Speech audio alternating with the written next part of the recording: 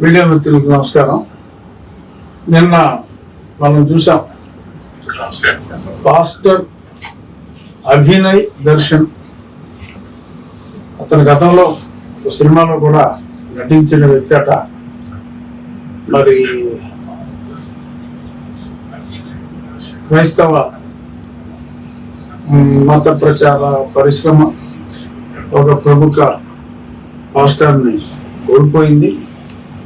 మామూలుగా ఎవరైనా చనిపోయినప్పుడు ఫలానా పరిశ్రమకు తీరని నష్టం అంటాం కదా, అలా ఈ పాస్టర్లకి అంటే మత ప్రచార పరిశ్రమకు చాలా తీరని లోటు. కానీ ఆ లోటు సినీ ప్రపంచానికి ఒక వరంగా మారిందని చెప్పొచ్చు. ఎందుకంటే అతను మంచి నటుడు, కానీ దర్శకత్వం కూడా మరి అతనే చేయాలనుకుని మరి ఆ దర్శకత్వంలో మరి స్టంట్ మాస్టర్కి దర్శకత్వం అన్నీ కూడా అతనే చేయాలనుకుని నటులు అందరూ దర్శకులు కాలేరు, అలాగే స్టంట్ మాస్టర్లు అసలు కాలేరు. అన్యాసాలు పాస్ట్ రాష్ట్రంతో సహా అన్యాసాలు ఒకేసారి వేద్దాం అనుకుని దొరికేసాడు. సో అది సినీ పరిశ్రమ చేసుకున్న అదృష్టం. ఖచ్చితంగా అతని నేను కొన్ని వీడియోలు చూసా. మార్నింగ్ చాలా ఓపెన్గా అలా బురదలో నడుస్తూ బురద నీరు పోయించుకుంటూ, అంటే మళ్ళీ ఆ బకెట్లు కూడా మళ్ళీ షార్ట్లో దొరికేసి అలా బకెట్లో పక్కన బురద పోస్తా ఉంటే ఆ బురద నీటిలో అతను నడుస్తూ ఆ భరోసా పార్టీ అని ఒక పార్టీ కూడా అతను పెట్టాడు.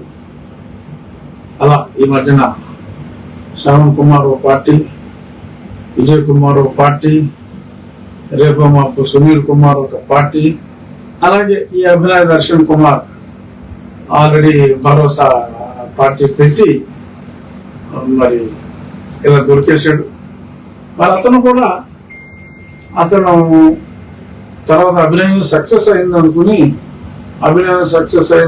హడావుల్లో మొత్తం మీద నిక్రేసి పడుకుని నా గురించి కూడా మాట్లాడటం జరిగింది.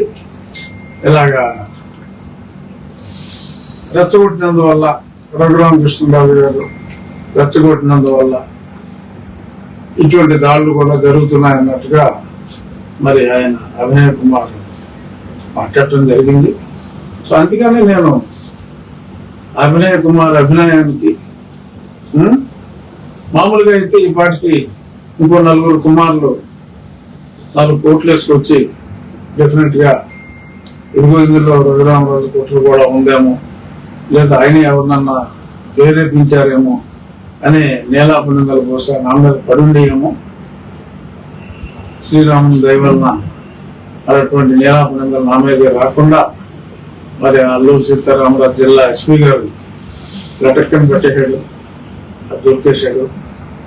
మరి అక్కడికి ఈ మధ్యన నెక్ టై బనీలు వేసుకుని కొంచెం కామెంట్లు కూడా ఎక్కువగా చేస్తున్నాడు. ఆ పాస్టర్ కూడా అక్కడికి వెళ్ళి అతనికి సంపూర్ణ మద్దతు కూడా ప్రకటించాడు. ఆ నెక్ టై పాస్టర్ ఒక ఇంటర్వ్యూలో కొద్ది రోజుల క్రితం అనుకుంటా నాకు మొన్న ఎవరో పంపించడం జరిగింది. బొట్టు మగవారు హిందువులు ఆర్డర్లు పెట్టుకున్నారు, మీ మగవాళ్ళకి ఏమైందా, ఎవరికి పెళ్ళారున్నా మీరు అని చెప్పి ఎప్పటి నుంచో వస్తున్న ఒక సత్ సాంప్రదాయం, హిందువుల సాంప్రదాయం, స్త్రీ పురుషులు తేడా లేకుండా బొట్టు అనేది హిందూ సంస్కృతిలో ఒక భాగం అయితే అంత అసభ్యంగా, అంత నీచంగా, అంత దారుణంగా మరి వాళ్ళు మాట్లాడటం, దాన్ని సహించటం, మాట్లాడటం ఒక తప్పు అయితే దానికి మరి చట్ట ప్రకారం మరి ఏం కేసులు పెట్టారో ఏంటి అనేది నేను వెరిఫై చేయాలి. ఇంకా లేదు ఎటువంటి చర్యలు తీసుకోలేదంటే కంప్లైంట్ ఖచ్చితంగా ఇస్తాం. చర్యలు తీసుకోవాల్సిన అవసరం ఉంది. ఇప్పుడు ఈ అజయ్ కుమార్ ఎలా అయితే ఒక మర్డర్ నాటకం ఆడాడో సరే దాని మీద కేసు కట్టారు.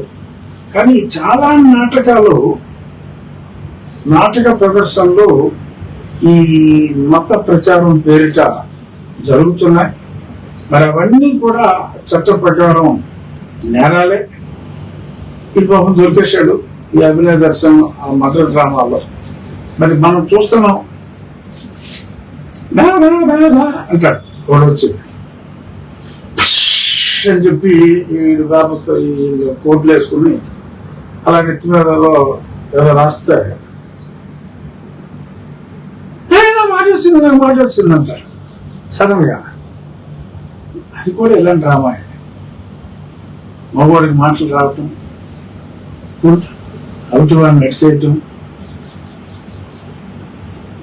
క్యాన్సర్ తగ్గిపోయిందని ఎలా చెప్పిందా క్యాన్సర్ తగ్గిపోయింది అంటారు. ఇవన్నీ కూడా ఇటువంటి డ్రామాలు, అభినయం వేసిన డ్రామాలు లాంటివి డిఫరెంట్ టైప్ ఆఫ్ డ్రామాస్ అయ్యి మ్యాజిక్ అండ్ రెమెడీస్ యాక్ట్ అని ఈ డ్రగ్ కంట్రోల్ అథారిటీ వాళ్ళకి దీని మీద అథారిటీ ఉంది. ఎప్పుడైనా సరే ఇటువంటి ప్రదర్శనలు ఇవన్నీ తీయాలి. ఖచ్చితంగా ఇవన్నీ కూడా తీసి ఆ ప్రదర్శనలు ఎవరైతే ఇచ్చారో వాళ్ళ మీద కేసులు కట్టారా లేదా, మీకు ఎక్కడైనా ఇటువంటి ప్రదర్శనలు, మాయా ప్రదర్శనలు, ఇంద్రజాల ప్రదర్శనలు మీకు తటస్థిస్తే మీ ఏరియాలో ఉన్న డ్రగ్ ఇన్స్పెక్టర్ ఆ డ్రగ్ కంట్రోలర్కి మీరు ఇమీడియట్ గా ఫోన్ చేసి, ఆయన నెంబర్ మీకు నెట్లో దొరుకుతుంది, ఫోన్ చేసి తెలియచేయండి. ఇటువంటి ప్రదర్శకుల్ని అరికట్టవలసిన బాధ్యత ప్రభుత్వాల మీద ఉంది. కానీ మరి ప్రభుత్వాలకు ఏం కావాలి చెప్పండి, తెలిసిపోయింది. సో కాబట్టి వాళ్ళు ఏమో ఇలా అయితే ఆ ఓట్లు అక్కర్లేదా అని కూడా సిగ్గు లేకుండా అడిగేస్తున్నారు. సో అంచేత బట్ అధికారులు అయితే ఖచ్చితంగా చర్యలు తీసుకోవాల్సిన అవసరం ఉంది. సో కాబట్టి డెఫినెట్ గా ఇలాంటి ఇంద్రజాల ప్రదర్శనలు వీటి మీద ఇప్పుడు అభినయ దర్శన్ ఇచ్చిన ఈ స్ఫూర్తితో ఇటువంటి చర్యలు అన్నిటికీ కూడా ఉపక్రమించవలసిన బాధ్యత ప్రజల మీద ఉంది అని చెప్పి నేను గుర్తు చేస్తాను. ఈరోజు అనుకోకుండా మాట్లాడవలసిన మరొక అంశం ఏంటంటే, రాజోల్లో సరళ విజయ్ ప్రసాద్ అతను గతంలో ఒక సర్పంచ్ గా పనిచేశాడట, నేను కనుక్కున్నా. మరి అతను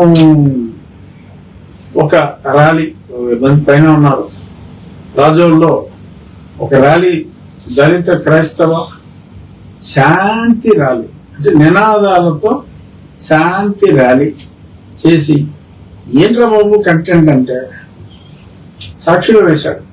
ఈ వీడియో వాళ్ళే వేస్తున్నారు బాగా. సో సాక్షిలో వేశాడు, రఘురామకృష్ణరాజును పార్టీ నుండి సస్పెండ్ చేయాలి. డిమాండ్ చేసింది ఎవడో? వైసీపీ వాడు. అరే వైసీపీ వాడు టీడీపీ పార్టీ నుంచి నన్ను సస్పెండ్ చేయాలని డిమాండ్ చేయట్లేదు. అసలు ఉందా? మళ్ళీ నాకు అసలు అనుమానం ఎందుకు వచ్చిందంటే, ఈ సాక్షుడు ఎందుకు వేసాడు ఇది?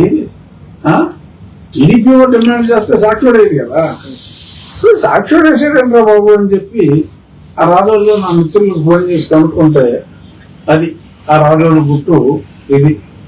యువజన శ్రామిక రైతు కాంగ్రెస్ పార్టీ వాడు పోనీ నేనేదో నేను మరి గతంలో ఎప్పుడో వైసీపీలో ఉన్నా, మరి ఇంకా పోనీ వైసీపీలో ఉన్నాను అనుకుంటే జగన్మోహన్ రెడ్డికి చెప్పాలి.